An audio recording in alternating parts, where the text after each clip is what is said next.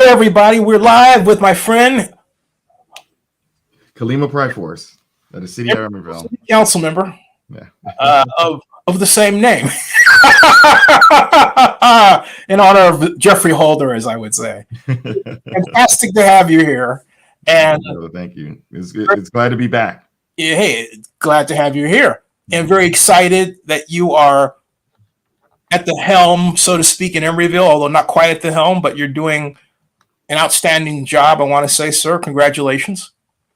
I'm doing my best, and my best is nothing if it's not to be the people's voice in Emeryville, and that's what I continuously that's my anchor.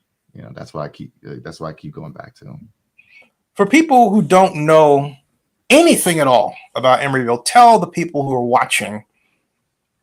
Oh, well, Emeryville, Yeah. we're a city, maybe about 12, 13,000. But we're one of those cities that have a high population during the day, and then it goes back to mostly residentials and our guests, and many of those guests could be those who are shopping at our IKEA or going to our Bay Street Mall, or, to the movies, or trying out any of the number of amazing locations in Emeryville, from our public market to our 40th Street. That Emeryville really is an amazing jewel, snuggled between Oakland and Berkeley on the Oakland Bay Area in California. And whose claim to fame was the mud flats for a long, long time. Yeah, we were the rottenest city for a while, in terms of gambling, in terms of, we still have a casino, but in terms of like crooked operations, crooked politics, Emeryville has served a lot of leaders well in being this siloed community. And that's one of the things that I am striving to change in Emeryville. And I want to get to that because Emeryville really started its change. I go all the way back to when Kaiser threatened to move to, build where Pixar is now. And we had that famous battle that then We the People radio show host Jerry Brown was in the middle of, and basically built his mayoral candidacy on to a degree. And then boom, boom, boom, boom, lightning bolts. Steve Jobs discovered Emeryville and brought Pixar there, and really established a new era of Emeryville's existence. Wouldn't you say? Yeah. I mean, Pixar being a part of Emeryville has lent to its character as a city of art, of innovation. But also, what I'm working on is adding equity as a part of that. That's not our part of our official slogan. We call ourselves the City of Art and Innovation, but I'm trying to add equity to that. How's that going? I mean, it's a struggle. It's a struggle. I mean, the recent article that I interviewed for in the Evil Eye was about what the first year of not just being in politics, but being in Emeryville politics has been like. And it has been, as the editor has described it, as tumultuous. But as I say in the article, I didn't come into politics to state a course. People elect me, and I believe either in the past, present, and in the future, people elect me because I am a hacker by trade and by background and by ideology. And so when you hire me to do a job, you're hiring a hacker to go in and to see what is it that I can do to the system to update it. And and so this operating system that's called government and policy in Emeryville has needed updating for a while. And of course, there are going to be those who don't want to necessarily give you their phones to to click the update button. They like things the way they are because they benefit from it. And I get that.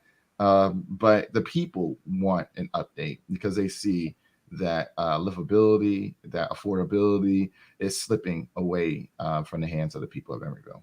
Now, by your statement, are you referring to a man by the name of John Bowders?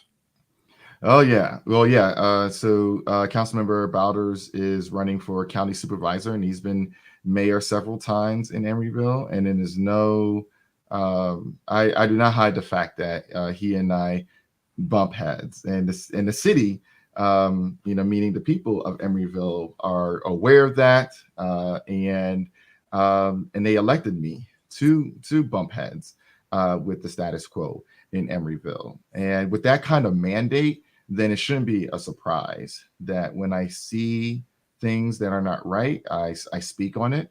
That you can't just say that we're building affordable homes when we're not. You can't say that Emeryville is a bastion of safety. We are not. You can't say and so fighting the status quo in Emeryville has been arduous, but it's a fight that I'm committed to because I am fighting for more equity in Emeryville. I am fighting for better public safety in Emeryville. I am fighting for more transparency and an Emeryville that actually works for the people rather than just the special interests that have taken hold of folks like John Botters. It would seem, just reading his staff directory, that he says he's a former legal aid attorney who represented victims of domestic violence, people experiencing homelessness, and tenants facing eviction. Uh, and so that sounds like a pretty good starting off place. What, having said all that, is his issue with you? I'm sorry, what was the question? Oh, well, I was reading his staff directory. I mean, what? Yeah, what is the problem where it seems like you guys would line up politically in terms, but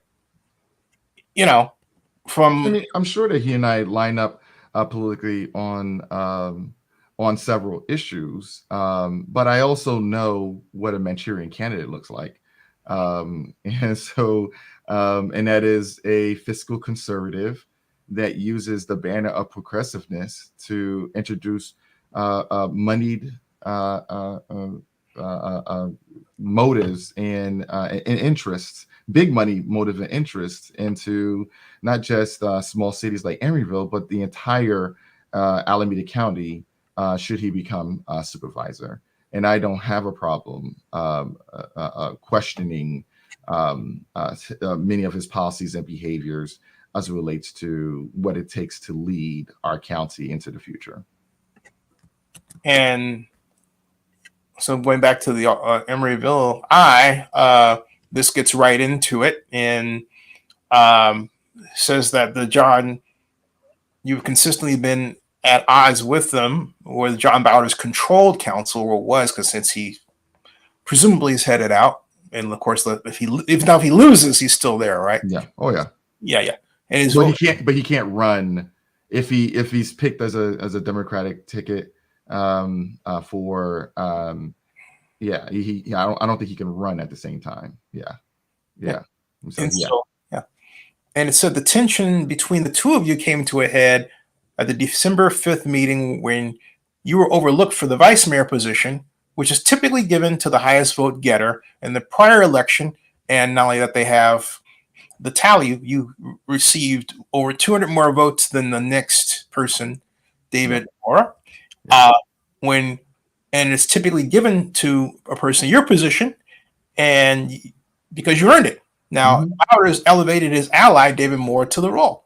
And he said, whatever your opinion of Priforce, he's certainly not afraid to provide unvarnished and authentic opinions or publicly call out anyone that he butts heads with. Well, you're supposed to in that case. Okay, so what's his deal? Why wouldn't he follow with his convention? Well, I think he does. Problem there? Huh? I'm sorry? Does he have a problem with people who look like you and me? Yes or no? Yes or no? So I think it's a little more complicated than that. I just came from seeing the movie Origin, and after Renee's movie, I saw your post. Yeah. I mean, it's a really amazing movie. But one of the things I love about it is that cast is so much more complicated than it being about race. Race is a huge component, especially in America. But the mindset in and of itself, that there are haves and there have-nots, and that the have-nots have to live in a certain system that prevents them from becoming haves, is something that we can find in every culture and every religion. It's there, right? As a mentor from my church tells me, what's outside the church is also inside the church. And so, I understand that, part of his psyche as being someone who's, who's very easily threatened. And what that easily threatened looks like for those with his psyche is that if you are a person of color, especially, who doesn't bow to him, then you are, you will see a side of bouters that looks like bullying. And I'm sorry. It looks like what again? That looks like bullying. Looks like bullying behavior. And of course I will be revealing more and show people examples, as Cat Williams says, I got receipts, I've got receipts. So I'm not going to speak on something I don't, that I don't have a backing of. But I had a town hall the day that this article came out, because it was on Martin Luther King. And one of my constituents says, well, is it possible that you two can sort of get along? And, and I said, I would like to see that kind of scenario. But when you can't respect a person simply because they have a difference of opinion than yours, like you and I don't always see eye to eye on things. But here I am on your show, as I was on your show when I believe when I first got elected, where I was running. And if we can't, we disagree on, but go ahead. Exactly. Yeah. And so there is just, that respect is really important. And sometimes, it can get charged, and sometimes it can get heated, right? I'm Haitian. And so, every time we mention politics or soccer, football, let's say, it's going to get heated. Yeah, exactly. Yeah, exactly. But as many rounds of dominoes and throwing out alcohol. Yeah, exactly. Right. But as many rounds of dominoes and Uno has taught us is that as long as we're still family at the end, that is what matters. And but I don't think that John Botter sees me or those who think like me, and which are those who just don't automatically assume that just because you think you're the smartest person in the room, that we are going to immediately be sycophants to you. Right. And so, because how do people like me think? That if I am the smartest person in the room, that is a room that I don't want to be in. Right. You want to have somebody else who's smarter than you. Yeah. Makes a lot of sense. How do you resolve this conflict, though? Is it resolvable at all? Well, I am working to make sure that he doesn't win the county supervisor seat. I think that he needs a lot more baking to do, and talking to the people and listening. He's not very good at that, from what I've seen in city council meetings, city council proceedings. But he's been preparing for a while for the supervisor seat, and so he is well and above in terms of fundraising, compared to the other candidates for that seat. Yes. And who are those other candidates? I know, but I just want you to. Yeah, Nikki Fortunato Bass, Oakland council member, I believe the president of the council, Greg Hodge, who's a school leader, champion in the community. Ben Bartlett, who's also a council member in Berkeley, and several others. I don't know. Keep going down the list. And by the way, I just happened to see this. I thought this was interesting because as soon as I search on Google for David Maura, look at the result. his friend, him, and then his friend. It's almost fitting, isn't it? Yeah. Yeah. And I don't think it's by algorithmic accident when you think about it, right? Yeah. Yeah. Yeah. What do you think about that? Well, I try not to think much about John Botters, but I know I have to deal with the reality that I believe that he's an existential threat to the county if he becomes supervisor, which is why I'm speaking up. And that's the thing is, it's like I think the problem is bigger than him, right? I think he's very small. I think that the problem is where our politics are going, and what's happening with us as a people. Going back to caste, that if we're not addressing caste as the systemic dehumanization of our people, whether it's through housing, whether it's through our financial institutions, whether it's through our politics, whether it's all these different verticals, climate, that if we're not looking at it as the permanent underclass that we're constantly being pushed into, right? Then why should we be surprised that tiki torches are showing up in our neighborhoods? Expand on that, please.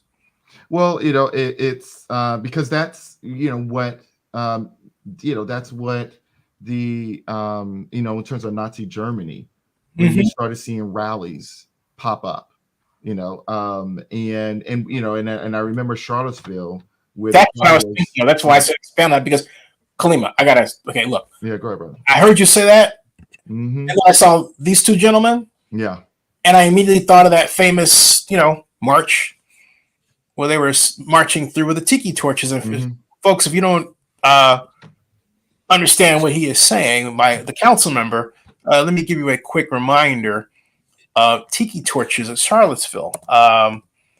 And it was not a great sight by any means. Charlottesville, there it is. Yeah, corrected. And this is the image or images right here. That right? Yeah. There you are. Yeah. Okay. And with that odious chant that I will not even bother to have come out of my mouth. Yeah. I just won't. Yeah. Yeah. I mean, it was absolutely disgusting. No other way to put it than that. It was absolutely disgusting. Yeah. So continue, please. Yeah. I mean, but it's a reality, right? It's a reality that, and that was the thing, is that people a while ago said, well, there's no way that could happen. And then it happened. And then people said that January 6th couldn't happen. And then it happened, and then people, and so, I think that, we have to wake up in terms of what's happening to our country and what's happening to our cities and what's happening to us as a people. And I think that is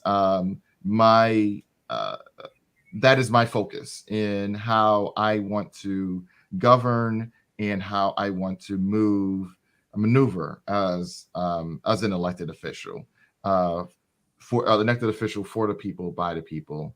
That is my focus. Now, continuing on with the Emeryville interview, and you said, I thought going into politics was about managing people and their expectations.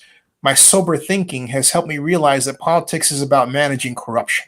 Yeah. Every day I exercise mature judgment to not be the type of politician I deeply despise as a child and as an adult.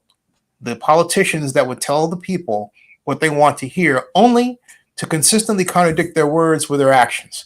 And then you continued that becoming city council member for the city I love and have lived for over a decade is an honor. And my creative dissent is not to be a civic of John Botters. I joined the city council to be a voice for the people of Emeryville who want change, transparency, and honest leadership. They are my neighbors, my community. I can adapt, but I am not changing who I am for any of them, and I shouldn't be alone. And you will go on to write that or say that Bowders, Welch, and Collar's seats can be challenged, excuse me, and I will support those who have the courage, integrity, and drive to be a voice for the people. Don't wait a few months before November. Start your paperwork now and gather your friends, family, and neighbors and have that tough conversation with them about why you should help lead Emeryville for the next 4 years. I promise to not have anyone sign a collegiality pledge just to garner my support. Yeah. Just words, my friend. Just words. Yeah. Thank you. Thank you. This dude, look, I gotta ask you. Yeah. What's up? What was the aha moment where this dude just pissed you off? Because look, I know you. You're massively pissed. Okay? I mean, you're not saying this and you're like cool and all this. You're boiling hot. What did this dude do to you? Did he steal your lunch money? I mean, I it's like I carry a lot, and I carry a lot because of my interactions with people, and I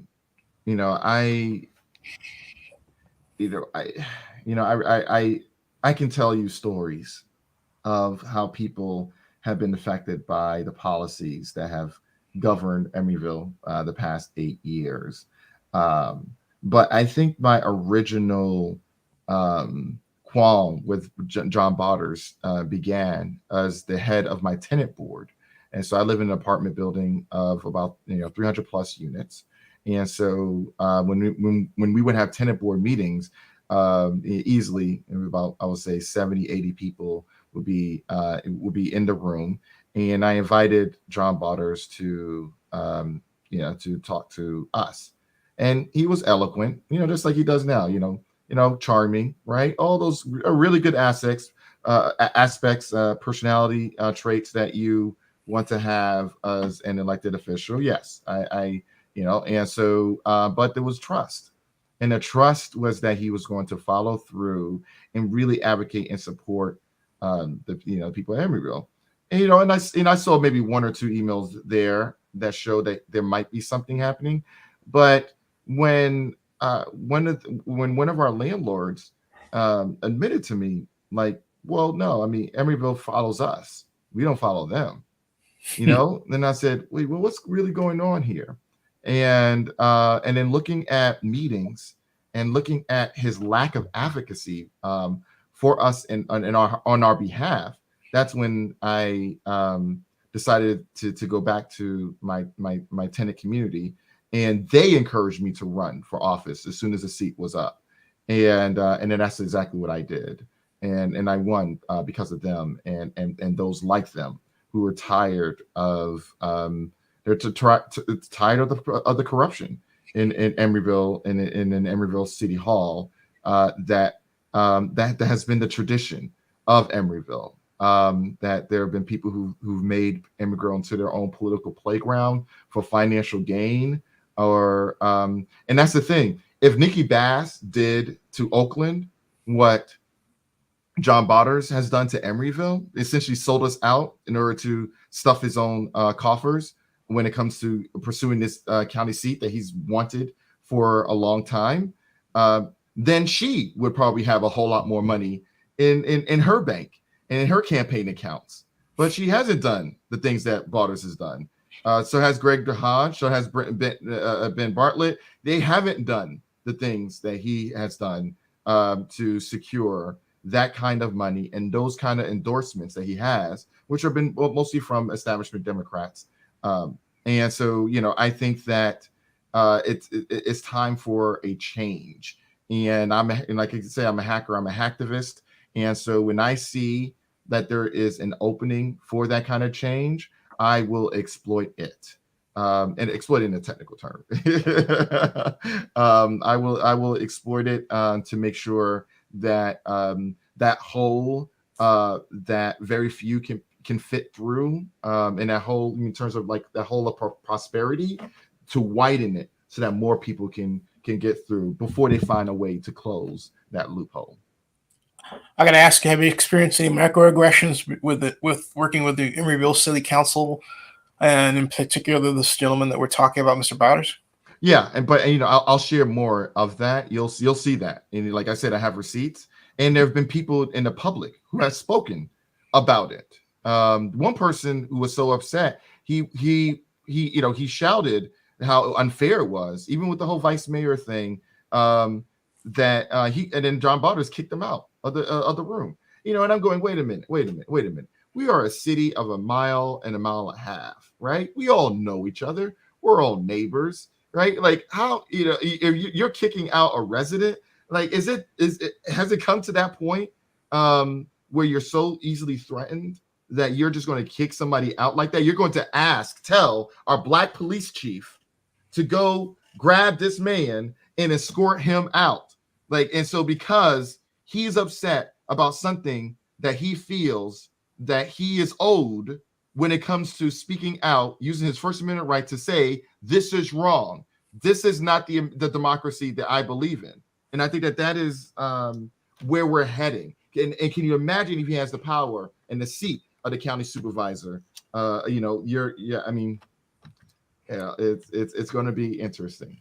Yeah, but people will look at programs like this. If it happens, people will look at programs like this and they'll say, Priforce warned us. Yeah.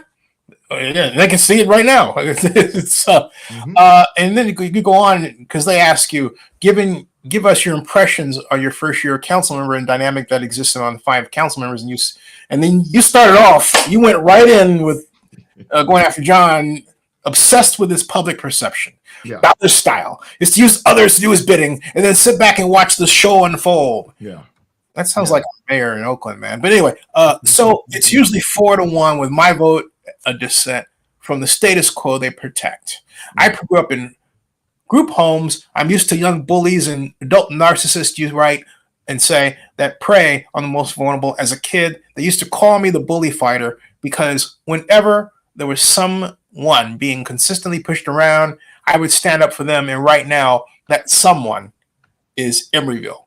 You go on, you say, I want trees replanted, bike safety secured, our kids playing and learning in pro-nature playgrounds, a thriving school system that wants for nothing, and our art center to be finally built that will provide the exhibition and performance space that Emeryville deserves. But housing insecurity is an especially stark focus of mine. That laid it all out. Wow. Wow. So this, but again, you started off mentioning Bowders. So this dude has triggered you in a way like nobody's business. It's obvious.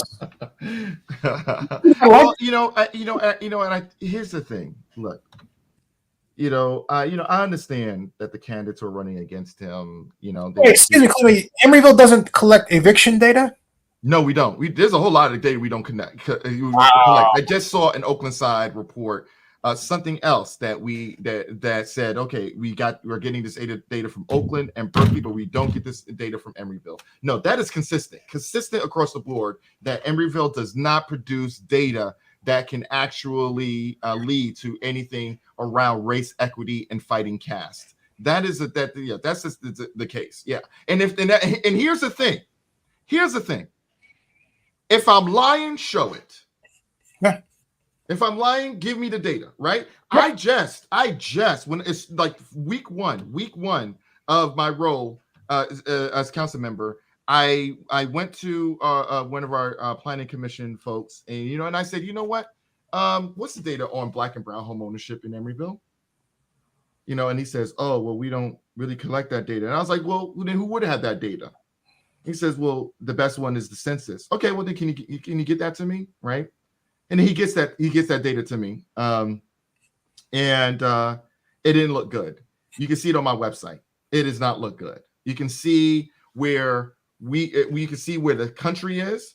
Go to priforce.com. Actually, you know what? You can actually go to votepriforce.com because that's where my blog is. Votepriforce.com, and you can see the graphs of where the country is, where the state is, where cities like San Francisco, Oakland, and Berkeley is, and you can see where Emeryville is. The numbers don't lie. How come there isn't a legal requirement in California for a city like Emeryville to collect such data? Because we're a city like Emeryville. We are a general law city. We are not a charter city. Right. And then my question is, why Yes. isn't there a law? I get the baseline.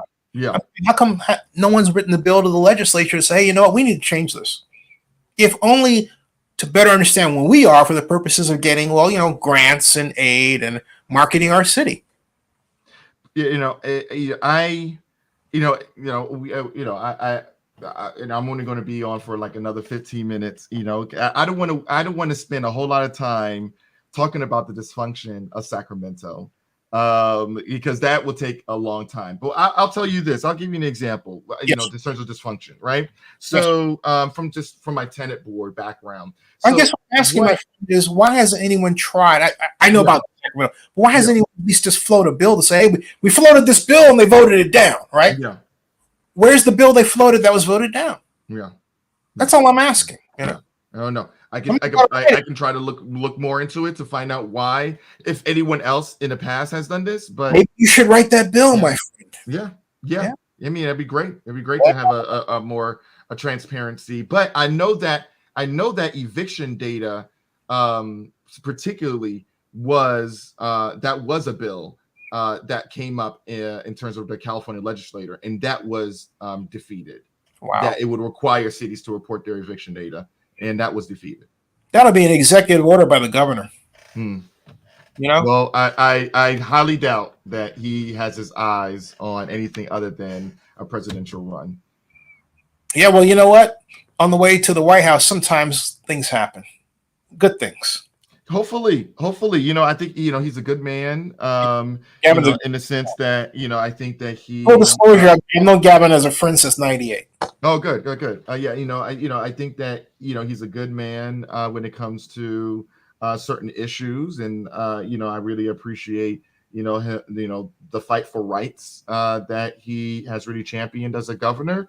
But when you've got your eyes on such a big race, sometimes you're thinking more about building your coffers than about really shifting and working against the establishment and the status quo. And unfortunately, California, we tout ourselves as a progressive state, but when it comes down to it, we really do fall behind on equity, right? And so it's like just do a measurement on just the quality of life of Black and brown people in California, and I bet you that the quality of life of Black and brown people in California doesn't meet where other states, and sometimes those are states that are run by Republican governors. And so I think that, but Republican governors who have left us alone, and then so we've been able to heal ourselves through our HBCUs. We've been able to heal ourselves through our financial institutions, heal ourselves by building businesses and those sort of things. So the question is that whether or not we want a government that has such a hands-on approach with us, if they're going to harm us, or we want a government that is able to nurture our growth as a people. But caste, I think, prevents that. Just excuse me. An alarm went off, and I'll be right back. Yes, sir. You got it. Cool. So I'm going. While my friend is going on to take care of his alarm, I'm going to read some of the other salient points of this scintillating piece that he did in the Emeryville Eye, as it's called. This must have been an email exchange because he wrote a lot. Okay, it's like holy for holy. Now he's back. That was fast. Yeah. I just had to grab the phone. And there's a quote that comes up here, and you say, we can have a bike and public transportation friendly city, but not at the cost of those who need their vehicles or businesses that need trucks to deliver inventory on time. A city designed to the liking of Uber, Lyft, Airbnb, and DoorDash isn't a utopia. It's an extractive economy dystopia. Did we all not get the quote "protect our planet, protect our habits" message from Wall-E? Hey, one of my favorite movies made at Pixar. Was that deliberate, by the way? Well, it always is. Yeah, and you say they are afraid. Folks, if you've never seen Wall-E, you got to see it. They're afraid of you. They're afraid of local press. They prefer news going in and out of Emeryville to be controlled, and um, and so the Emeryville Eye writes, "You're willing to engage with our news platform, commenting, liking, sharing, etc., when other Emeryville politicians have actively tried to discredit and ridicule us. Explain your views of the importance of local news and foster a dialogue with journalists despite disagreement and criticism." Please do. Go ahead. So Ashley Savalas, right, when she approached Assembly Member Mia Bonta about a conflict of interest of her being she would have been managing the Attorney General's finances and that sort of thing, right? And the Attorney General also happens to be her husband. Of course, there's they haven't written rules for that, right? Because as a woman, it's there are a lot of laws that haven't taken into account the experiences of what it is to be a woman legislator, and then definitely when you're the wife of someone. And so I understand that, but at the same time, when she approaches you and she says, "Well, I need you to speak on this because the people want to know," and then she was then shot down, called racist, right? And she's a Latina, right? So what happened to Black and Brown unity? Interesting, right? And so simply because she asked that question, and I think that this is a problem. LA Times just had massive layoffs, just recently. And we know that media conglomerates are just buying up everything. I worry about our local press. I worry about how I want to be held accountable. I do, because that is the job, right? I want I want all of us to be held accountable, but we can't do that without the local press. We can't do that without these kinds of conversations. And so and you have to have server organizations like HostGator who would help them out, don't you think? Exactly. And the thing is that you guys shouldn't be struggling, right? Like you guys shouldn't financially have to duct tape, right? Like your productions together, your journalistic integrities, like all of these things. You shouldn't have to build these enterprises without support from the public, because that's what you're doing. You are aiding and supporting the public. But since we've had I'm a blogger, not a journalist, but no, you are a journalist. You are a journalist. You are a journalist. And so the people are getting information, right, from this conversation that you are presenting to them. Yes, sir. Right? Yes, what sir. other name? Who does that? Who does that? Right? It's not a businessman, right? It's not, Sure. It's like, it's not, an attorney. It's not, come on. It's, I think it's, I get what you're saying. Yeah, exactly. It is what you are doing, and and I think that is, and so yeah. I'm only sad because there's a lot of dishonesty in journalism, and that is not among bloggers. And I don't want to go in that direction, but I had to put that out there. But okay. So take all that away, there is a crisis. You're 1,000,000% correct, sir. Council member, there is a gigantic crisis that has to be dealt with. But I think that if journalists stopped calling out who was a journalist and who wasn't, I think we could solve these problems a lot easier. Well, one of the problems also is that that San Francisco Chronicle, a lot of news publications rely on real estate advertisement, and right now the real estate lobby is controlling the Democratic Party in California. And probably in other states as well. But in California, it is the real estate lobby. And so because we've said no to big pharma, we said no to big oil, we said no to a whole lot of big things. And so real estate is one of the only ones that we haven't said no to. And so we gladly take their money. And so when you have that kind of connection, and then so when people are being thrown out of their homes, when an elderly woman is being when she is being tricked out of her home, right? You're right, and that should be a story.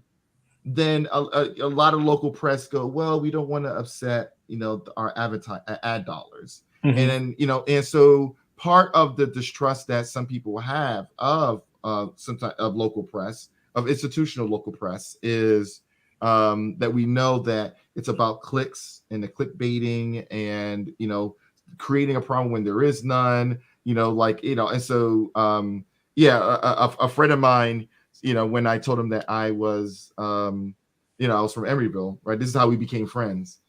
He said, "Oh, well, I heard Emeryville is the most dangerous city in California, right?" And I said, "Yeah, it is. In terms of crime statistics, no one got left off the hook. Whoa. Yeah. Well, crime statistics. Yeah. Well, into the crime stats, but if you look into a deeper dive, right, it's property theft, right? It's commercial property theft, right? And so but you would think it's violent, right? Carjackings and no, it's not. Yeah, exactly. That nothing compared to our surrounding cities. Yeah, nothing like that. Because we don't have a lot of space for that. There's not a whole lot of area for that, and so unfortunately, if you're even craftier than you are right now, you could always say that's people coming in Oakland. But I think that is failed journalism, right? And I think that is because they were trying to get clicks, and and unfortunately, we haven't seen a lot of the stories that have really shaken our institutions, because they're afraid of being sued by some sort of billionaire. They're afraid of having to reveal their sources, that sort of thing. And so the institution of itself is being challenged. As a councilman, you should tell organizations like Google to stop favoring what they consider to be legacy news. They'll let, like, for example, SF Gate or the piece about my friend Matt Horn, they stole his Instagram photograph and posted it, didn't ask for permission. So DMCA takedown is filed. They choose to ignore it. All right. After implying that the organization that Horn Hospitality asked to file the DMCA takedown on their behalf, Zenny 62 Media, was fraudulent. All right. Why? I mean, and then when Matt came in and said, no, we hired him, then it was like, oh, we just don't feel like taking it down. So why did you think we were fraudulent? Because I'm black? Right? I mean, and then, all right, and then they assume that you don't have the resources to take it even further. Yeah. That maybe you're going to be a per attorney, which I would never do. Yeah. All right. Yeah. And so the point I'm making is that the problem with news is more than, it's not power and control. It's digital media itself, and how those persons who mine websites that are search engines favor legacy media, which retards the growth of black media, black-owned media, all right, or any other kind of ethnic media in the United States, and it's got to be put to a stop. Yes, yeah. I think that there's a lot that needs to be done in terms of our national politicians and our local politicians in ensuring that the free press is protected. Yeah, and I have about, I would say, 3 more minutes. Yeah. What's the next steps with all this? I mean, when are you guys going to do a cage match or something? I mean, what, No, not at all. I think I'm going to keep fighting. I definitely will keep fighting. You guys, to the point where you can have coffee and stuff and sit down and talk amicably. I think that. Is he a friend of you? Can you sit down with this man and talk with him? Yes or no? Oh yeah, I don't have a problem with that. I definitely don't have a problem with that. There are opportunities for us to do that in the city council chambers and outside of city council chambers. Beautiful. However, he is still a threat to the county supervisor seat. Yeah, and that seat should go to someone who I feel is more suited to be the people's voice on the county supervisors amongst the Alameda County Board of Supervisors. And so I think that is that. Yeah, I don't think that that's going to change. So tell us about the next steps politically. What we should watch out for. Well, of course, me and Brenda Gresham are at odds. I'm on pro Pamela Price, and and of course she's leading the recall campaign. So I'll continue to support Protect the Win, and and actually against all recall campaigns. If you have an issue with someone, then run a better candidate and defeat them at the polls. But I believe recalls should be reserved for extreme circumstances, like impropriety, criminal cases, those sort of things. But when the person is actually putting into policy what they campaigned on, then that is then work on the sea of change, as opposed to spending the kind of money that's being spent. That could improve things in our cities. Instead of doing that we should be focusing on I believe that they should be focusing on bigger things, especially when so anyways, I think that so continue to support that. I am campaigning to be on the central committee, so that would be a voting membership as a leader in a local Democratic Party, and I'm campaigning with the People Power Progressive slate. And the People Power Progressive slate is, are friends of mine. They're really amazing people. The reason why I have to cut this short is because I have to speak at the Wellstone Democratic Renewal Club, along with all the other candidates, and share why it's important that our slate. I've got to rejoin Wellstone. I let my membership lap run out. Actually, yeah. Well, but I mean, that's those are some of the things that I am working on. But a big part of my work has been fighting the real estate's lobby and their shadow organization called YIMBY.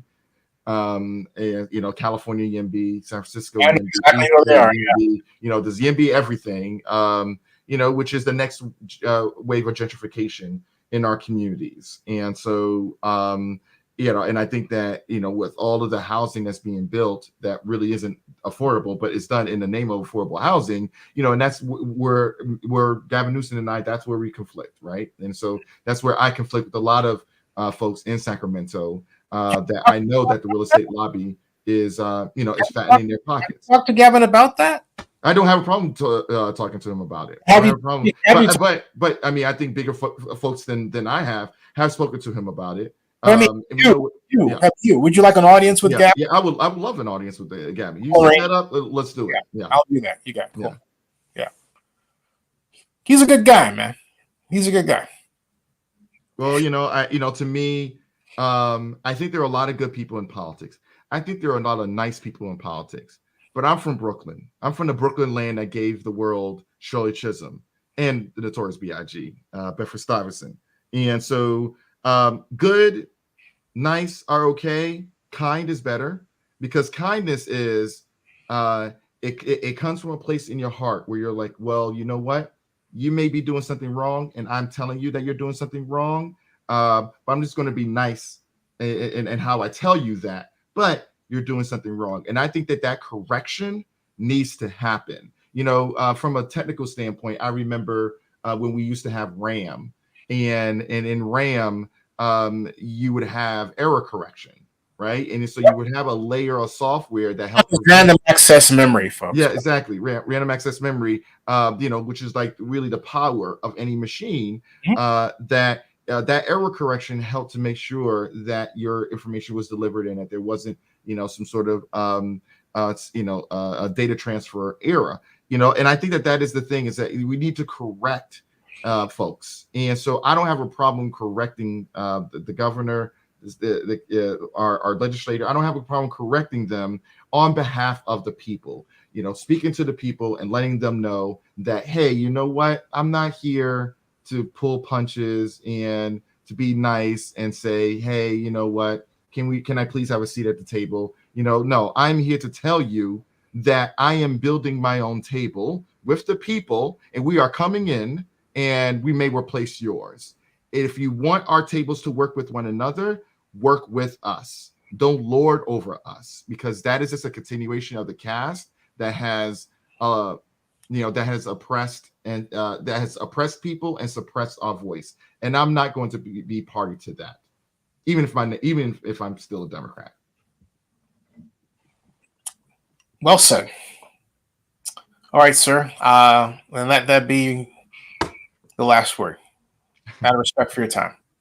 Unless you want to say more, I'm not going to stop you. Oh no, I got to go. Yeah. Okay. Well, we should do this more often. And tell your website, by the way, before we close. Let's go to www.priforce.com. I'm going to add a link tonight to the People Power Progressive Slate that I'm a part of for the Alameda County Central Committee. It's an amazing folks that I had the honor to, hopefully I'll have the honor to serve with. And votepriforce.com for my blog. Yeah, just priforce.com. I make it a very simple, easy to use website where you just click on where you need to go, and it'll take you to that information. Plus, you had no problem, buying your own domain. You didn't have to compete with like John Daly or anything. All these people that might want. Imagine being called John Daly and you want to buy johndaly.com. You have to worry. Right. Exactly. Yeah. Or hey,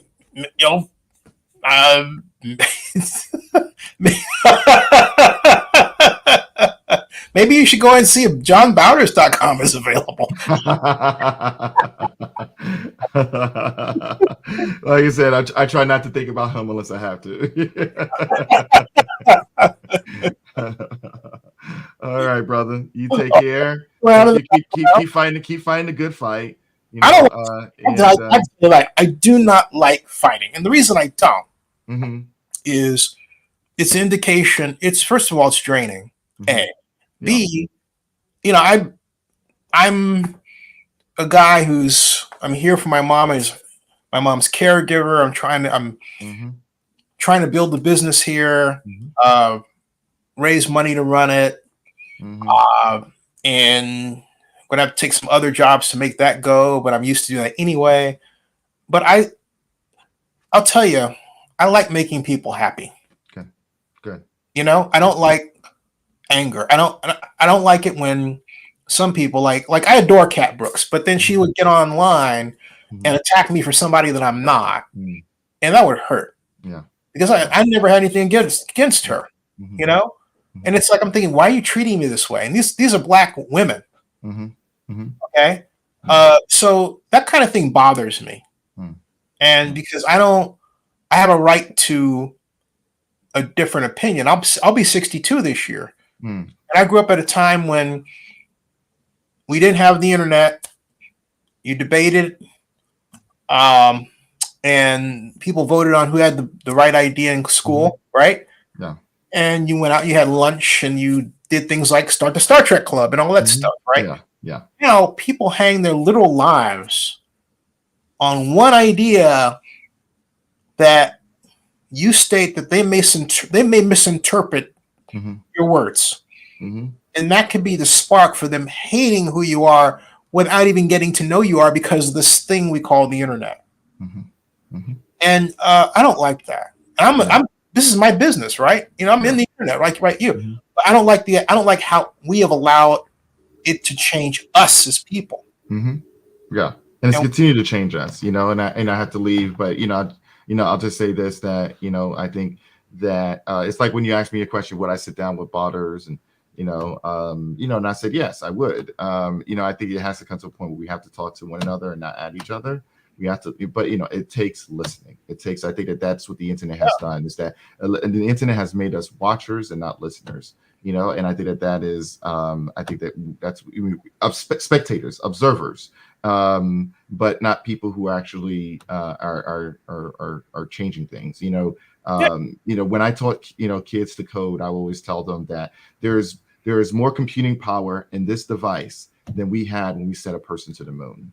And what are we doing with that? And so, so rather than downloading, what are we uploading? And so I think that that is how we need to make sure that we stay on top of this digital revolution that we have, or we will be streaming ideas rather than owning our own ideas, you know. And I think that, and that takes us having this kind of level of engagement and discourse. All right, I got to go, brother. All right, man. You take care. You got, hey, stick around in the background, by the way. I'll let you out. Hey, everybody, come back because we have AFC and NFC championships, and Zenny 62 Media is credentialed to cover Super Bowl week in Las Vegas.